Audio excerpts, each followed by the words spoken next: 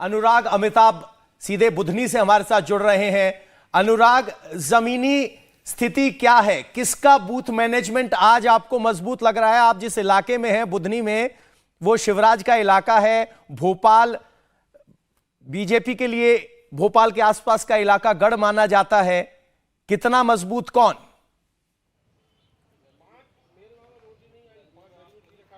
देखिए, निश्चित तौर पर बूथ मैनेजमेंट की बात होती है तो ये सभी जानते हैं, बूथ मैनेजमेंट में माहिर भाजपा रहती है, कैडर बेस पार्टी है। हर वार्ड के हिसाब से पन्ना प्रमुखों, अर्ध पन्ना प्रमुखों, बूथ प्रभारियों, उनकी तैनाती शुरू से रहती है। बीजेपी मैनेजमेंट बूथ मैनेजमेंट के मामले में शुरू से अव्वल मानी जाती है। कांग्रेस हालांकि बूथ मैनेजमेंट उन्होंने मंडल प्रभारी उन्होंने भी बनाए हैं, लेकिन अगर जमीन पर हम देखते हैं तो चूंकि सत्ताधारी पार्टी है, उत्साह भी कार्यकर्ताओं में ज्यादा रहता है। एंटी इनकम्बेंसी का भी खतरा है। लग रहा है कि तमाम क्षत्रपों को जब केंद्र से उतारा गया है मैदान में, नरेंद्र सिंह तोमर, ज्योतिरादित्य सिंधिया समेत तमाम दिग्गजों को, तो मेहनत भी ज्यादा करनी है। इस लिहाज से देखा जाए तो बूथ मैनेजमेंट बेहद अच्छा और चौकन्ना नजर आ रहा है। वोटिंग परसेंटेज अभी 37 से 38 है, पिछली बार 74 हुआ था। हालांकि गति पकड़ेगा 12 बजे के बाद, जब महिलाएं घर के काम निपटाकर इकट्ठे झुंड के हिसाब से निकलेंगी। अभी भी हम जगह जगह देख रहे हैं। इस वक्त में जो है शाहगंज में खड़ा हुआ हूं, जो जैत मध्य प्रदेश के मुख्यमंत्री शिवराज सिंह चौहान का गांव है, उससे दूर है। यहां पर हालांकि गति अभी काफी धीमी है, लेकिन उत्साह जनता का कम नहीं हुआ है। एक तरीके से इसमें साइलेंट वोटिंग जो है उसका ट्रेंड जरूर नजर आ रहा है। 20 साल का लंबा एक वक्फा हो चुका है। 15 महीने छोड़ दें अगर कांग्रेस की सरकार रही है तो बीजेपी के पास तकरीबन 18.5 साल रहे हैं। तो एंटी इनकम्बेंसी की बात जो कांग्रेस कर रही है, हो सकता है वो जनता के मन में हो। कांग्रेस ऐसा कह रही है, इसलिए जनता बहुत साइलेंट है। लेकिन बीजेपी का एक अगर बड़ा सिनारियो देखा जाए तो बेहद उत्साहित नजर आ रही है अपनी फ्लैगशिप योजना लाडली बहना से। लग रहा है उसे कि लाडली बहना के चलते जो आधी आबादी का वोट है, तकरीबन 2 करोड़ 60 लाख महिला मतदाता है, उसमें से 1 करोड़ 31 लाख महिलाओं का वोट बीजेपी को मिल सकता है। बीजेपी इस उम्मीद में, यही उत्साह आपने भी देखा मध्य प्रदेश के मुख्यमंत्री शिवराज सिंह चौहान से के चेहरे से निकल रहा है। यही वजह है कि कार्यकर्ता भी उत्साहित है। तमाम वार्डों में जा जाकर, बूथों पर जा जाकर, गांव, कस्बे और देहातों में जाकर लाडली बहना के नाम पर वोट मांग रहा है और उनको खींच कर लेकर आ रहा है बूथ पे। तो निश्चित तौर पर अनुराग जो कह रहे हैं उसमें की वर्ड है कि वोटर अब की बार साइलेंट है। विजय लक्ष्मी छिंदवाड़ा से इस वक्त हमारे साथ हैं। विजय लक्ष्मी, छिंदवाड़ा कमलनाथ का इलाका है, क्या वहां भी वोटर साइलेंट है या खुलकर कमलनाथ के पक्ष में बोल रहा है? क्या कमलनाथ का गढ़ अब की बार छिंदवाड़ा कांग्रेस को आगे लेकर जाएगा?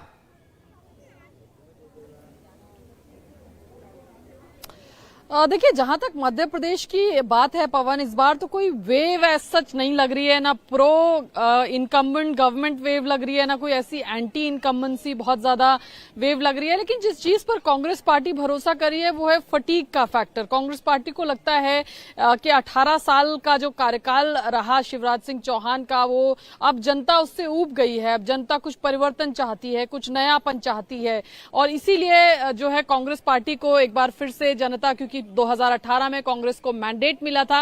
हालांकि वोट प्रतिशत अगर आप देखेंगे तो भारतीय जनता पार्टी का वोट प्रतिशत बीजेपी का जो है वो कांग्रेस से ज्यादा था 2018 में, लेकिन सीटें कांग्रेस को ज्यादा मिली थी।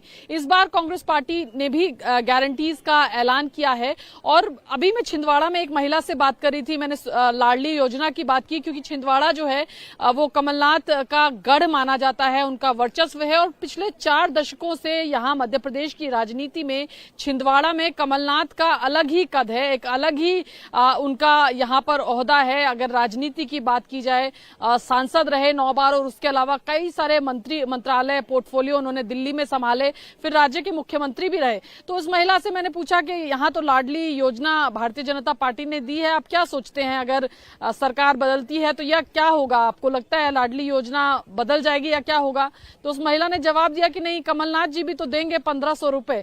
तो यानी दोनों तरफ है। एक तरफ भारतीय जनता पार्टी लाडली योजना, अब क्योंकि वो सरकार में थे तो इम्प्लीमेंट करके दिखा पाए कि हम इम्प्लीमेंट भी कर रहे हैं, तो वहीं दूसरी तरफ कांग्रेस पार्टी भी सुकन्या योजना है उनकी, जिसके तहत वो 1500 रुपए का वायदा जो है यहाँ की महिलाओं से कर रही है। तो वोटर के लिए भी, क्योंकि उस तरफ भी कुछ वायदे हैं, क्योंकि बीजेपी सरकार सत्ता में थी तो काफी सारे वायदों को वो इम्प्लीमेंट कर पाए, और इधर कांग्रेस की तरफ से काफी सारे वायदे हैं जिनकी बार बार बात कांग्रेस पार्टी कर रही है। और तमाम भ्रष्टाचार से लेकर तमाम तरह के आरोप जो हैं वो कमलनाथ भारतीय जनता पार्टी पर लगा रहे हैं।